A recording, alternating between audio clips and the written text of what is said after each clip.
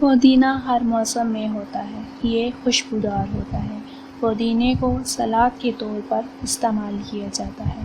پودینے کا استعمال ہاضمے کو درست رکھتا ہے۔ پودینہ آپ کے حسن کا محافظ بھی ہے۔ چہرے کے داغ دھبوں محاسوں سے نجات کے لیے بہت مفید ہے۔ جلد کی رنگت صاف کرنے کے لیے پودینے کا شربت بہت مفید ہے۔ آج کی ویڈیو میں ہم پودینے کا شربت بنائیں گے۔ پودینے کا شربت صحت کے لیے بہت مفید ہوتا ہے۔ یہ شربت بہت ہی مزیدار ہوتا ہے اور اس کو بنانا بھی نہایت ہی آسان ہے۔ آئیے دیکھتے ہیں کہ ہمیں کن کن چیزوں کی ضرورت ہے اور یہ شربت کیسے بنایا جائے۔ اس شربت کے لیے آپ کو پودینے کے پتے، لیموں کا رس 2 کھانے کے چمچ، چینی 6 کھانے کے چمچ یا اپنے ذائقے کے حساب سے چینی کا استعمال کریں، کالا نمک 1 چائے کا چمچ، پانی 1 گلاس۔ اب ان تمام چیزوں کو بلینڈ کر لیں اور اب اس پودینے کے جوس کو چھان لیں۔ پھر اس چھانے ہوئے جوس میں 2